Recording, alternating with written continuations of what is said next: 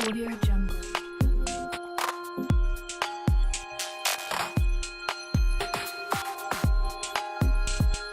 Audio Jungle.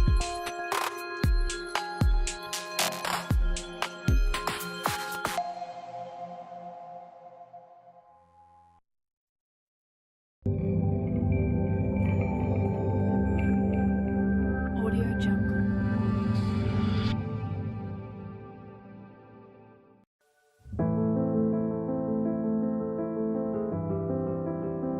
Preview.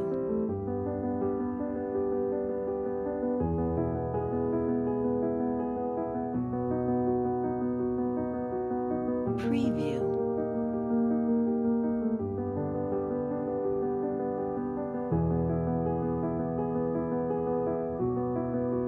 Preview.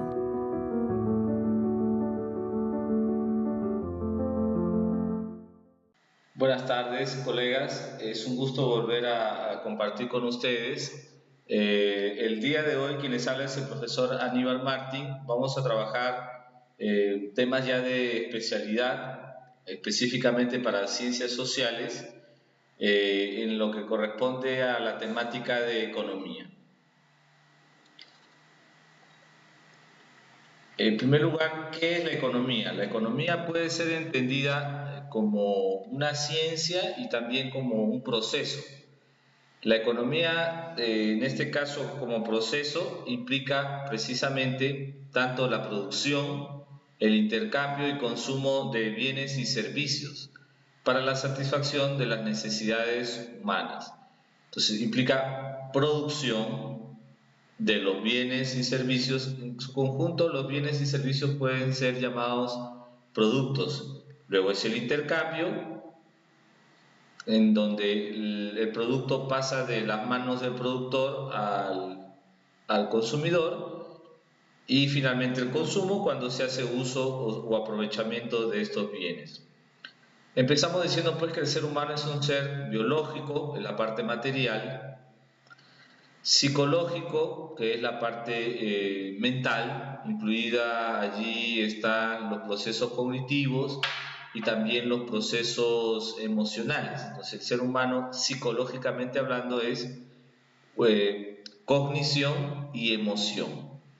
Y el aspecto social, que es la interacción con las demás personas. Biológico, porque posee un cuerpo, el cual del cuerpo se desprenden ciertas necesidades, pues tiene que descansar, abrigarse, tiene que ser alimentado y curado cuando cae en enfermedad. En el aspecto psicológico también hay necesidades, ya que posee inteligencia y sentimientos, pues debe recibir educación, amor, atención, protección, qué sé yo.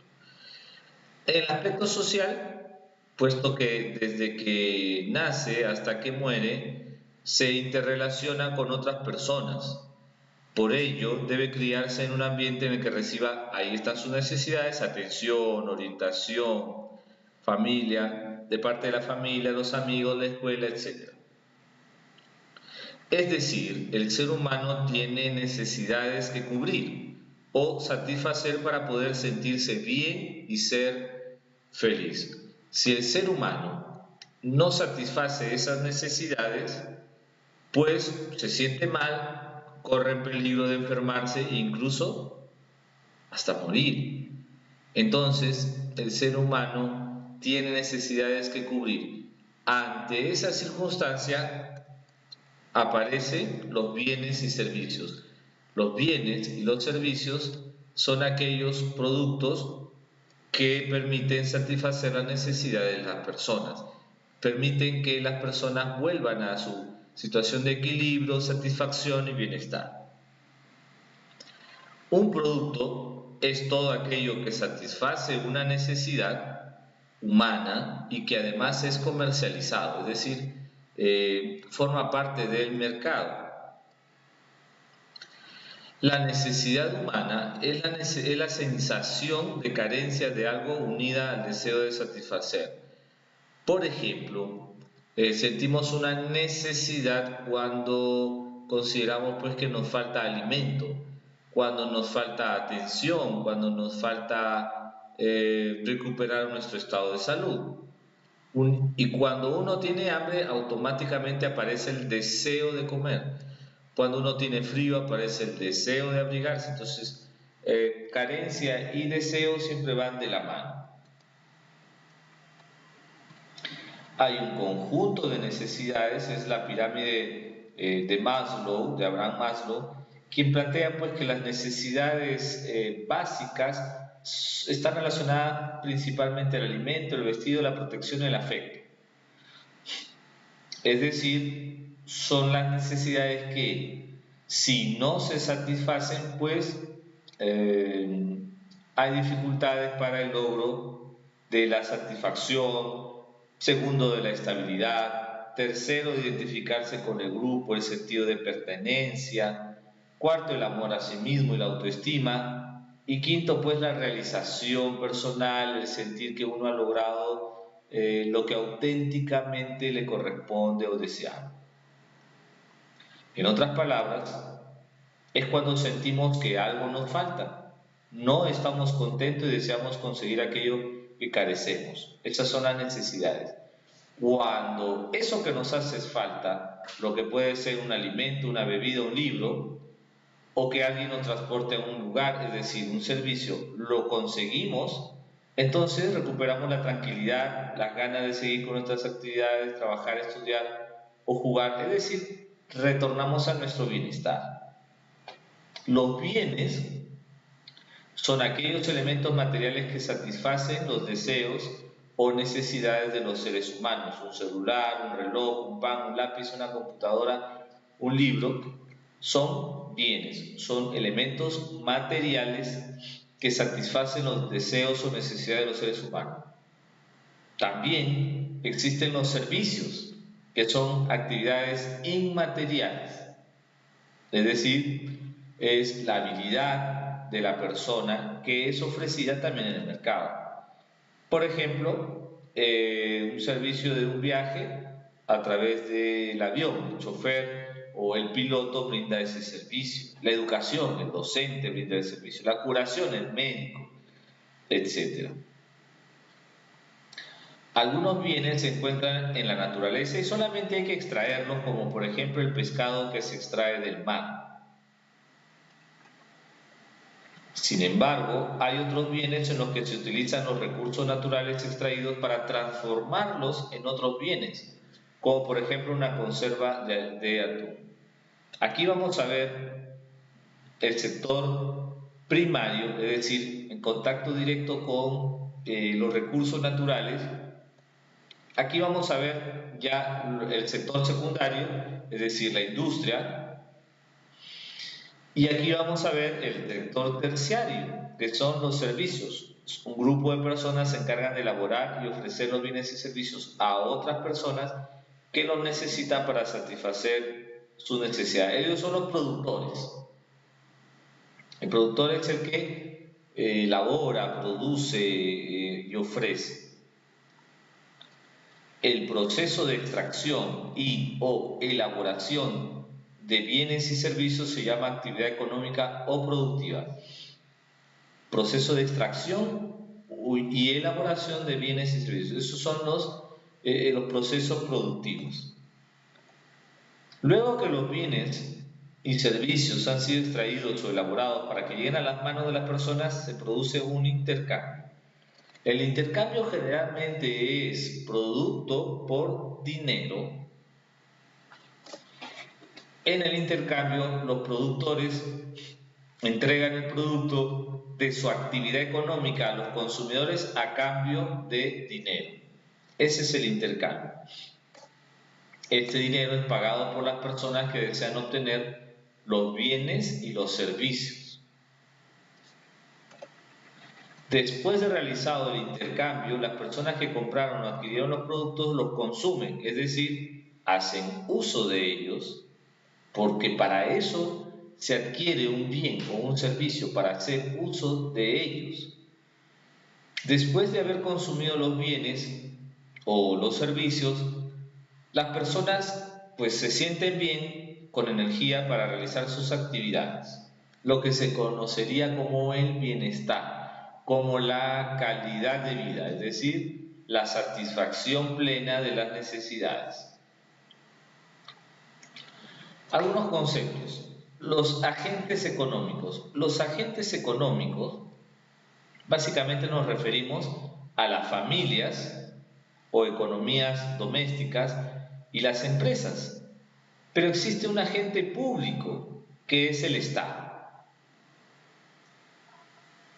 Entonces hablamos de tres agentes económicos, principalmente las familias, las empresas. En una economía de libre mercado son quienes interactúan.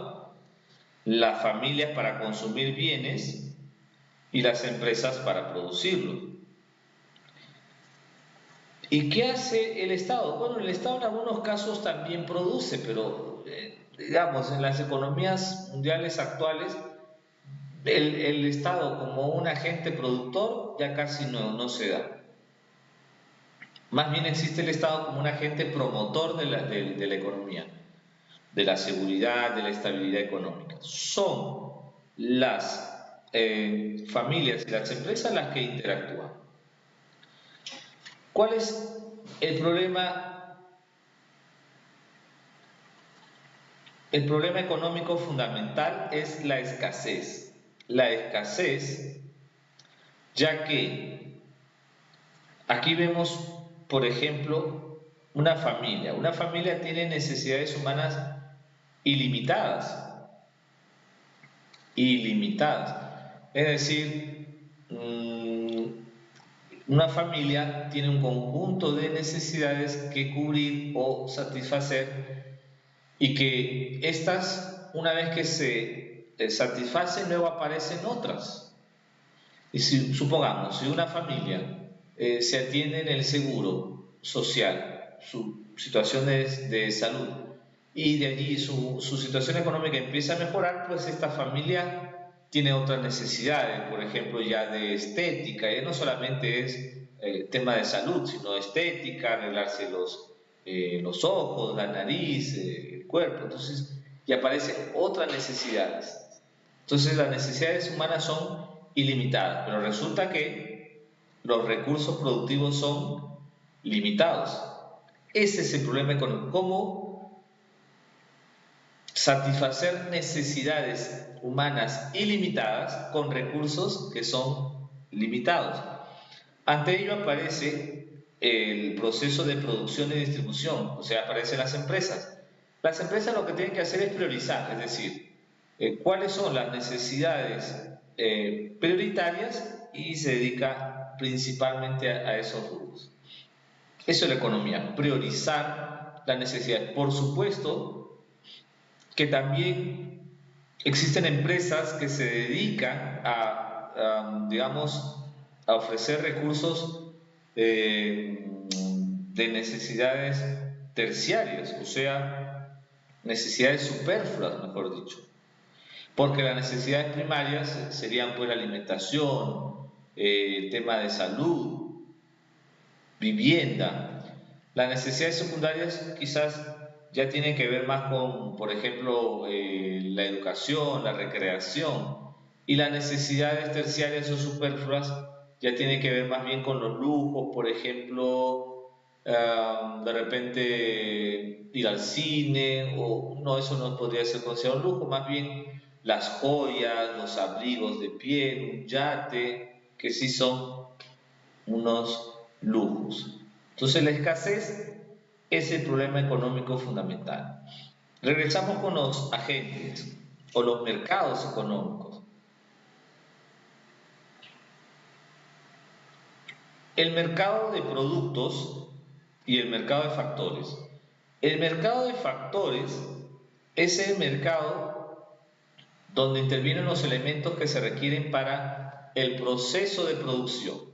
¿Cómo así? ¿Qué se necesita para producir?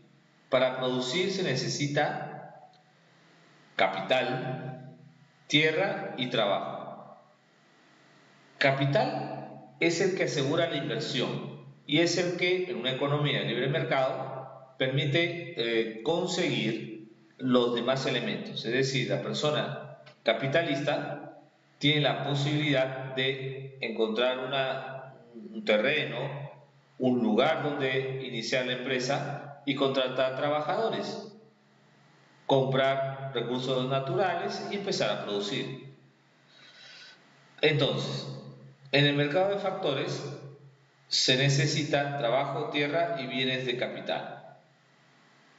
Mientras que en el mercado de productos, las familias, aquí está la economía doméstica, demandan zapatos, vivienda, té, bienes, demandan. Ya para el mercado de factores han aportado su trabajo, han aportado capital también y han aportado tierras. Mientras que la empresa, en el mercado de productos, son los que ofrecen los bienes, son los que lo han producido. Mientras que en el mercado de factores, son los que demandan, necesitan comprar trabajo, tierra y bienes de capital a los emprendedores. ¿Cuáles son los factores productivos? Los factores productivos son la tierra, el trabajo y el capital. Son los elementos que, integrados, combinados, son los creadores de los bienes y servicios. Estos factores productivos entran a la empresa, allí se combinan y salen los productos. Entonces los factores productivos son tres: la naturaleza, los recursos, los insumos, el trabajo, que es quien transforma la naturaleza, y el capital, que es el elemento que articula trabajo y naturaleza. Entonces, estos factores productivos tienen una retribución, es decir, si la familia ofrece los recursos naturales, a partir de ello reciben una renta o un arrendamiento. El trabajo, la familia o el trabajador recibe un sueldo y un salario. ¿Y el capital cuál es digamos, el beneficio del capital? Intereses o réditos. Entonces, ¿qué hace la empresa? Su retribución es la ganancia y la retribución del Estado son los tributos. Por eso es que el Estado protege la actividad privada para poder obtener también impuestos. Ahora, cuando hablamos de valor agregado, nos referimos que el proceso productivo goce de la incorporación de la tecnología. Por ejemplo, la materia bruta es los elementos en estado natural, el árbol tal cual, está en el bosque. La materia prima es cuando de la materia bruta se ha extraído algo, en este caso el tronco del árbol. El insumo es la madera ya cortada y el bien final es la mesa. ¿Dónde está el valor agregado? Pues cuando la madera se convierte en mesa. Aquí ha sido necesario o necesaria la mano de obra, el trabajo, pero también la tecnología. ¿Okay? Otro concepto, con respecto al proceso económico. El proceso económico empieza con la inversión. Entonces, en una economía de libre mercado, el emprendedor invierte su capital para producir. Luego de la producción se produce el intercambio o circulación con el consumidor y producto de la compra de estos productos, pues sencillamente cada quien obtiene su beneficio. Repito, la naturaleza su renta, el trabajo su salario, el capital de interés, las empresas su ganancia, sus utilidades y el Estado el tributo. Entonces todos salen ganando, más o menos, pero en un proceso productivo todos se ven beneficiados. Pregunta, en una economía de libre mercado, una economía capitalista, ¿por qué la mayor cantidad, el porcentaje de ganancia tiene que irse para el empresario? Eso tiene una explicación económica y tiene que ver con el hecho que el inversionista, el empresario, el emprendedor ha postergado el disfrute de su dinero, de su capital, que podría haberlo disfrutado en ese momento, para iniciar un proceso económico, con el riesgo que esto implica de perder también tu inversión. Entonces, al arriesgar tu capital y al postergar el consumo, entonces eso merece una retribución. Y esa retribución se llama ganancias o utilidades. Conceptos de macroeconomía. La macroeconomía es una disciplina de la economía que estudia, o una parte de la economía que estudia los grandes indicadores económicos y la marcha de la economía de un país en su totalidad. Entonces, cuando hablamos de indicadores macroeconómicos nos referimos a un dato que refleja la economía de todo un país. Por ejemplo, el Producto Bruto Interno. En este caso, el Producto Bruto Interno es la sumatoria de la producción de los tres sectores económicos, primario, secundario, terciario, en un año determinado, un periodo, generalmente es un año. Entonces, cuando se suma la producción del sector primario, del sector secundario, del sector terciario, se obtiene el Producto Bruto Interno, todo lo que se ha producido en un país en un determinado año. ¿Ok? Para el caso peruano es, digamos, el PBI ha sido siempre positivo, es decir, siempre estamos creciendo más o menos aceleradamente, pero siempre estamos creciendo. Esto se llama el crecimiento económico. Cuando el Producto Bruto Interno de un año es superior al Producto Bruto Interno del año anterior, entonces significa que ha habido crecimiento económico.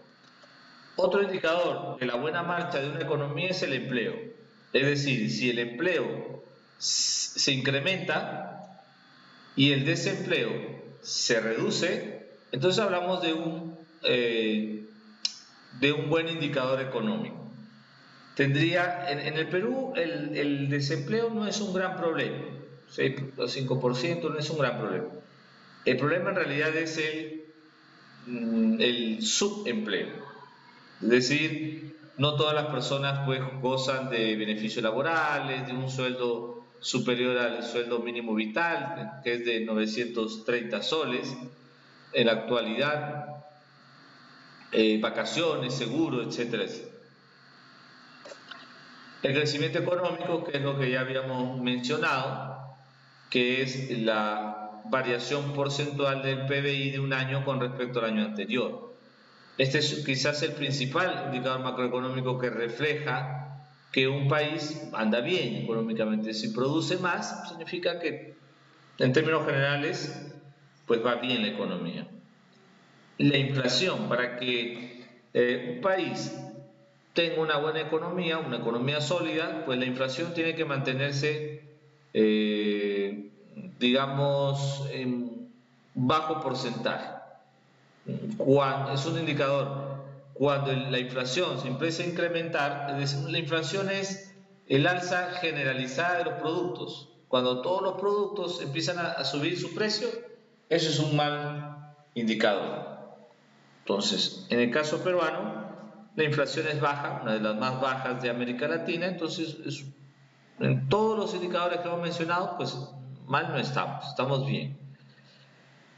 La ley de la oferta y la demanda, que es otro concepto económico. Dice, la demanda aumenta y el precio de equilibrio se incrementa. Es decir, cuando la población, supongamos para el Día de la Madre, la población quiere comprar cosas, quiere comprar ropa, entonces el precio suele incrementarse por esas temporadas. Una vez que pasa el Día de la Madre, el precio regresa.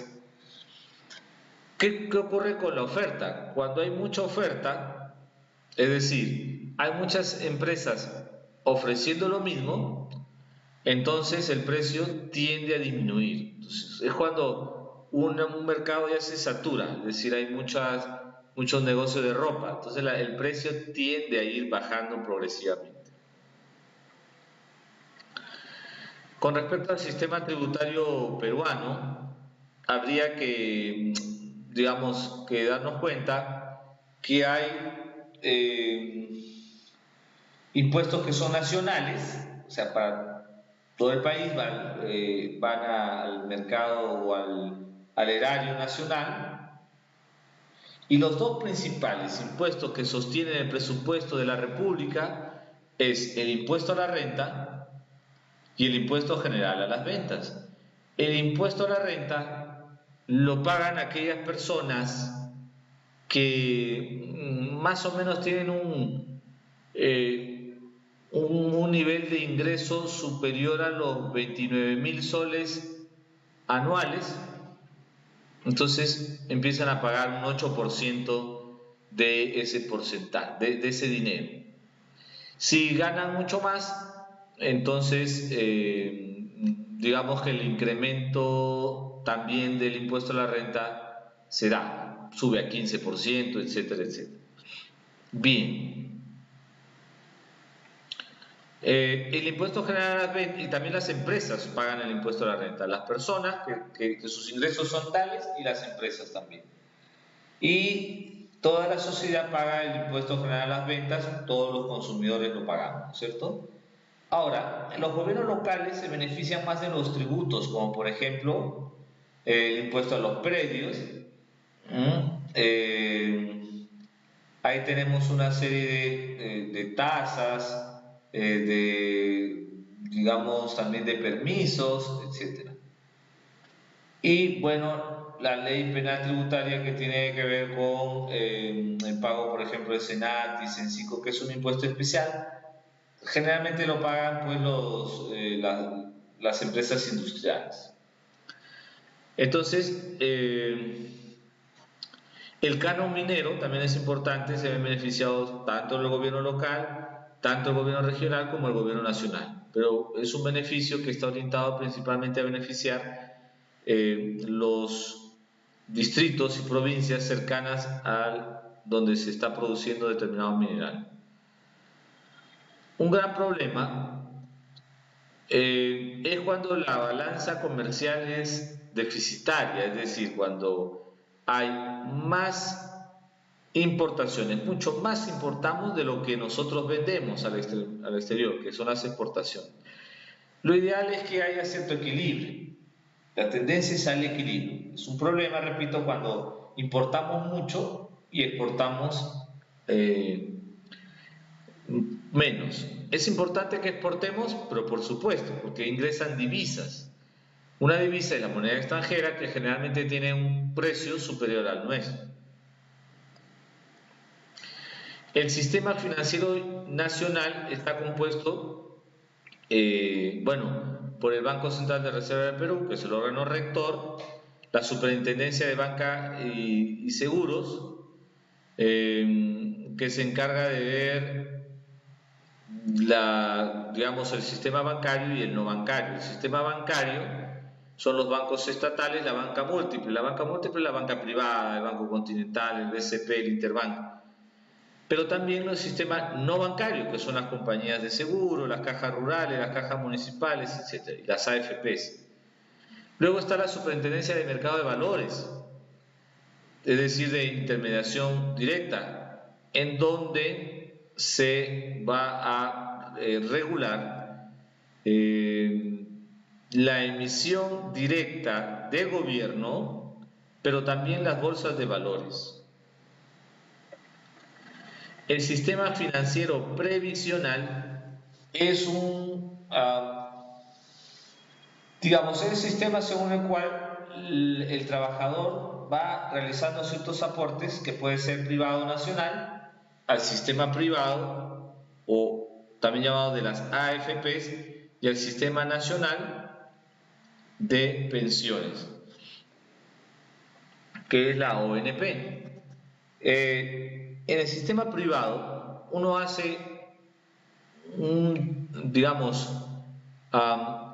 un porcentaje de tu sueldo va a tu cuenta individual de capitalización, en donde es un ahorro individual, no hay tiempo mínimo de aporte y cada quien tiene su propia cuenta. El monto de las pensiones depende del aportado, el promedio de 1.000 soles. El beneficio de las AFPs es que si uno aporta muchos años y el monto, la cuenta individual de capitalización se va incrementando, pues tienes la aspiración de una pensión un poco más elevada. Mientras que en el sistema nacional hay una ventaja que es que puedes aportar unos pocos años o menos años, por ejemplo, con 20 años ya tú podrías recibir una pensión, pero la pensión promedio asciende a 676 soles y la máxima a 857, es decir, sus pensiones son bajas. Entonces, para las personas que van a aportar menos tiempo, les conviene el Sistema Nacional de Pensiones. Para las personas que vamos a aportar mayor cantidad de dinero y mayor cantidad de años, pues la AFP es lo más conveniente.